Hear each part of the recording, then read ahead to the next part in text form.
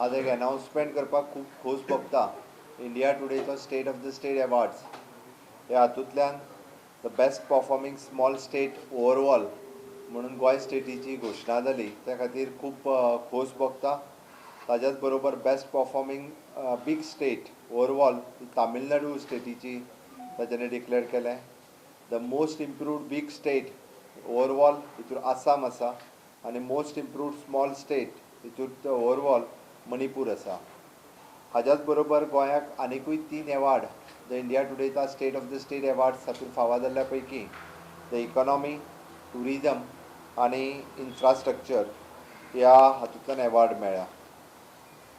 आनी सांगपाक खूब बरें दिसता की हांवें 18 मार्च 2019 हाज्या वेळार शपथ घेतलेली आनी हो असेसमेंट पिरियड जो आसा which is from the 1st of April 2019 to 31st of March 2020 ह्या पिरियडात हाजें असेसमेंट जालां आनी the best performing overall state म्हणून तशेंच इन इकॉनॉमी, इन्फ्रास्ट्रक्चर आनी टुरिजम ह्या तिनूय सॅक्टरांत इंडिया टुडे जे गोंय स्टेटीक अवॉर्ड फावो केल्या त्या बद्दल हांव सगळ्यांत पयलीं धन्यवाद म्हणटा इंडिया टुडेच्या टिमीचो.